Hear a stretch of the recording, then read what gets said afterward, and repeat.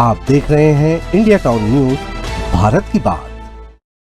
नमस्कार, आप देख रहे हैं इंडिया टाउन न्यूज। मैं हूं आपके साथ संजना कुशवाहा। स्वागत है आपका हमारे खास बुलेटिन राजधानी सरकार धानी में, जहां हम आपको छत्तीसगढ़ की महत्वपूर्ण खबरों से रूबरू कराएंगे। तो चलिए बुलेटिन की शुरुआत करने से पहले एक नजर डालते हैं आज के हेडलाइंस पर।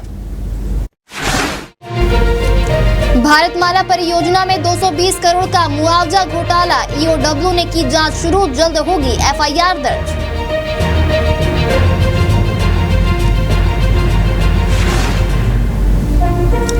सेंट्रल जेल में पुनर्वास की दिशा में अनूठी पहल, कैदियों में राष्ट्र प्रेम और सामाजिक समरसता दिखाई गई देशभक्ति फिल्म।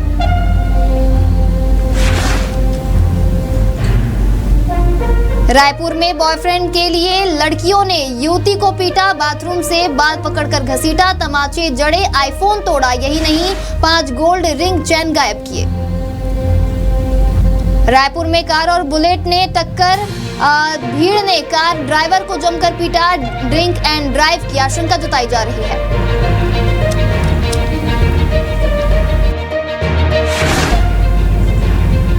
अब होगी मंत्रिमंडल की घोषणा, नाम तय कभी भी हो सकता है, नामों का ऐलान, संगठन और सरकार में आखिरी दौर की बातचीत।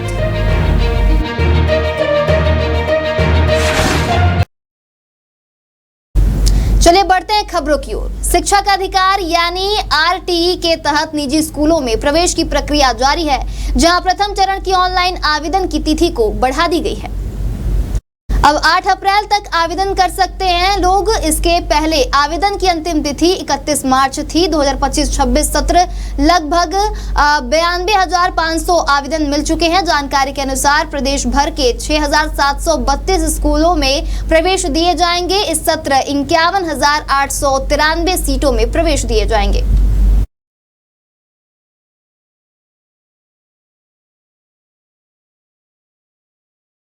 ईओडब्ल्यू ने भारतमाला परियोजना में मुआवजा घोटाला मामले की जांच शुरू कर दी है। ईओडब्ल्यू ने प्रशासन से लगभग 500 पन्नों की जांच रिपोर्ट मांगी है। अब जल्द ही मामले में दोषियों पर एफआईआर हो सकती है। यह पहली बार है जब राज्य में किसी भूमि मुआवजा विवाद की जांच ईओडब्ल्यू कर रही है। विभाग ने इस घोटाले से जुड़े कई अहम दस्तावेज पहले ही जुटा लिए हैं और कई बिंदुओं पर गोपनीय जांच भी पूरी हो चुकी है। घोटाले में शामिल लोगों के खिलाफ कानूनी कार्रवाई की तैयारी जोरों पर है और जल्द ही गिरफ्तारी भी संभव है। बता दें, शुरुआती जांच में यह सामने आया था कि कुछ सरकारी अधिकारियों, भूमाफियाओं और प्रभावशाली लोगों ने मिली भगत कर फर्जी तरीके से लगभग 43 करोड़ रुपए की मुआवजा राशि हासिल की थी। वहीं मामले की विस्तृत जांच में यह आंकड़ा बढ़कर 220 करोड़ रुपए से अधिक तक का पहुंच गया है।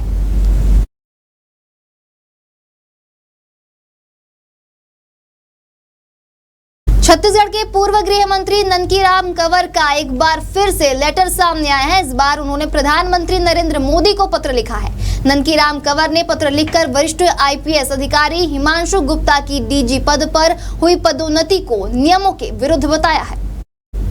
उन्होंने पत्र में आरोप लगाया है कि छत्तीसगढ़ कैडर के आईपीएस अधिकारी हिमांशु गुप्ता ने कुछ अधिकारियों के साथ मिलकर डीजी के पद पर पदोन्नति प्राप्त की है, जबकि उन्हें नियमानुसार पदोन्नति नहीं मिलनी चाहिए थी। मामले में कंवर ने संबंधित अधिकारी और कर्मचारियों के विरुद्ध भी कार्रवाई की मांग की है।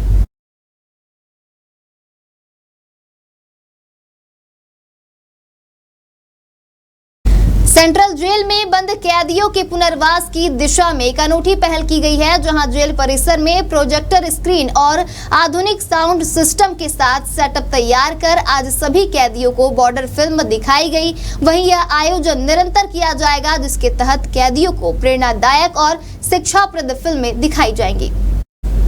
रायपुर सेंट्रल जेल में बॉर्डर फिल्म के साथ इस अनूठी पहल की शुरुआत की गई, जिसे लेकर कैदियों में देशभक्ति और आत्मचिंतन की भावना देखी गई। कैदियों को फिल्मों के चयन की जिम्मेदारी जेल अधीक्षक की होगी। यह पहल कैदियों के पुनर्वास और सुधार की दिशा में एक सकारात्मक कदम माना जा रहा है, जिससे उन्हें जेल में रहते हुए भी समाज की मुख्यधारा से जुड़ने का अवसर मिल सकेगा। वहीं जेल मुख्यालय से स्वीकृति मिलने के बाद सिनेमा हॉल में प्रोजेक्टर लगाने और संचालन के लिए तकनीकी विशेषज्ञों की मदद ली जा रही है।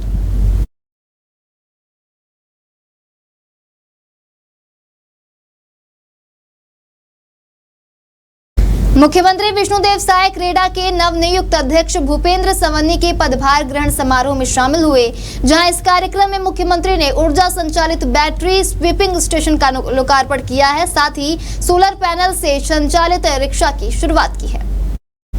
मुख्यमंत्री साय ने कहा कि राज्य सरकार हरित ऊर्जा को बढ़ावा देने के लिए प्रतिबद्ध है और आने वाले समय में यह सेक्टर रोजगार, पर्यावरण और आर्थिक सशक्तिकरण का बड़ा आधार बनेगा। उन्होंने यह भी बताया कि सरकार द्वारा विभिन्न योजनाओं के माध्यम से सौर ऊर्जा और अन्य वैकल्पिक ऊर्जा स्रोतों पर विशेष ध्यान दिया जा रहा है। कार्यक्रम के दौरान मुख्यमंत्री ने अपने उद्बोधन में विपक्ष पर तंज भी कसा। उन्होंने कांग्रेस की पूर्ववर्ती सरकार पर निशाना साधते हुए कहा कि अक्षय ऊर्जा के क्षेत्र में पिछले 5 साल कोई कार्य नहीं हुआ है। अन्य प्रदेशों के मुकाबले हम खुद को पीछे पाते हैं।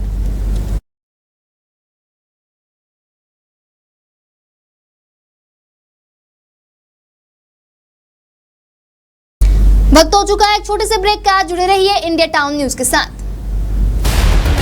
अब खबर आपकी उंगलियों पर, हर खबर पर हमारा नजरिया। इंडिया टाउन न्यूज, भारत की बात। ब्रेक के बाद स्वागत है आपका इंडिया टाउन न्यूज में। चले बढ़ते हैं खबरों की ओर। छत्तीसगढ़ में नक्सलियों के खिलाफ सरकार द्वारा की जा रही कार्रवाई को लेकर पूर्व डिप्टी सीएम टीएस सिंहदेव ने बड़ा बयान दिया है। टीएस सिंहदेव ने रामनवमी के अवसर पर मीडिया से बातचीत करते हुए कहा कि प्रभु श्री राम ने रावण के साथ जो किया वैसा ही अब सरकार नक्सलियों के साथ कर रही है।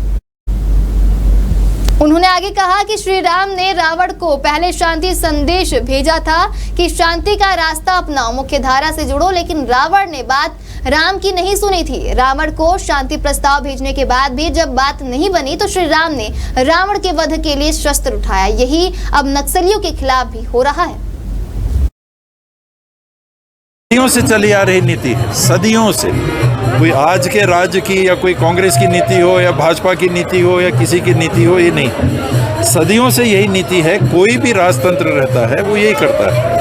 आप पुरातन समय से ले जाइए, रामचंद्र जी ने क्या किया। आज हम रामनवमी मना रहे हैं। समझाया होगा ना, रावण को भी संदेश भेजा होगा कि शांति के रास्ते को अपनाओ, मुख्य धारा में आओ, शांति में आओ। नहीं आए, रावण जी ने हरण किया और बहुत सारे काम किए। यज्ञों में दानव आते थे और यज्ञ को भंग करने की कोशिश करते थे कि भाई मत करिए, पहले चर्चा होती है। नहीं माने, फिर राम जी ने शस्त्र उठाए। सेम नक्सली के खिलाफ ऐसी हो रहा है, सेम नक्सली के खिलाफ सेम कि पहले आइए, मुख्य धारा से जुड़िए। नहीं मानेंगे तो चर्चा करेंगे आपसे, क्या दिक्कत है। फिर भी नहीं मानेंगे और हथियार उठाएंगे। आपसे बात हो रही है और आप नहीं मान रहे हैं और बैठे हुए हैं तो कोई बात नहीं, लेकिन अगर हथियार उठाएंगे, फिर भी बात करने के बाद हथियार उठाते रहेंगे, तो फिर हथियार का जवाब हथियार से ही देना पड़ता है। राजधानी रायपुर की निवेश क्षेत्र विकास योजना यानी कि मास्टर प्लान 2031 में सामने आई अनियमितताओं और विसंगतियों की जांच अब तेजी से आगे बढ़ रही है। जहां विधानसभा में मामला उठने के बाद नगर निवेश विभाग और नगर निगम के अधिकारियों ने उन सभी बिंदुओं की पड़ताल शुरू कर दी है जो भवन निर्माण की अनुमतियों से संबंधित है। मास्टर प्लान में की गई गड़बड़ियों की जांच रिपोर्ट पहले ही नगर एवं ग्राम निवेश के संचालक को सौंपी जा चुकी है। रिपोर्ट में कई गंभीर खामियों का उल्लेख किया गया है। रायपुर पश्चिम के विधायक और पूर्व मंत्री राजेश मूणत ने विधानसभा में इस मसले को प्रमुखता से उठाते हुए विभागीय मंत्री को पत्र लिखकर आपत्तियों का निराकरण होने तक निर्माण कार्यों पर रोक लगाने की मांग की है।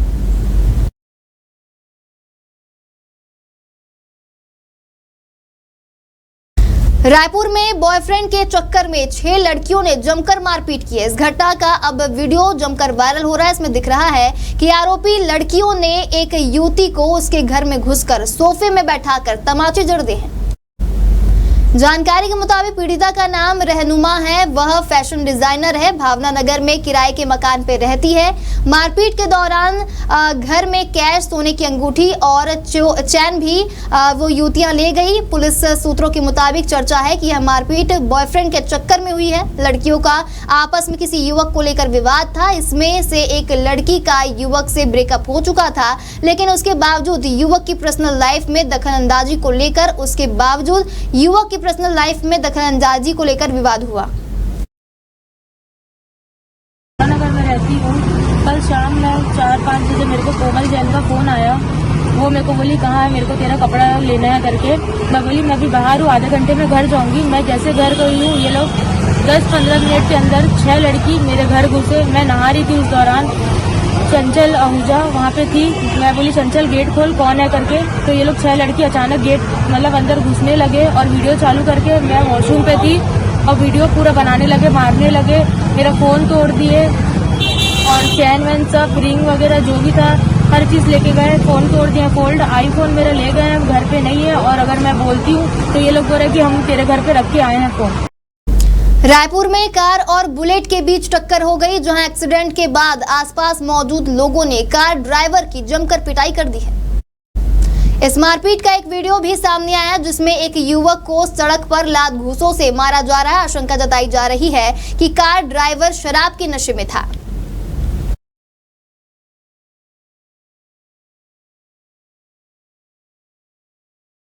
छत्तीसगढ़ सरकार के नए मंत्रियों का ऐलान अब कभी भी हो सकता है। सूत्रों से मिली जानकारी के मुताबिक नाम तय कर लिए गए हैं, सिर्फ घोषणा बाकी है।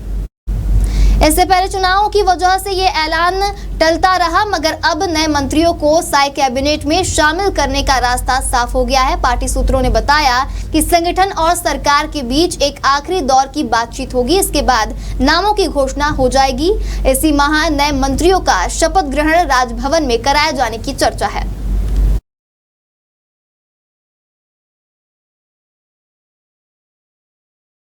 हमारे खास बुलेटिन राजधानी सरकार थाने में फिलहाल इतना ही। तमाम खबरों से बने रहिए इंडिया टाउन न्यूज के साथ। नमस्कार।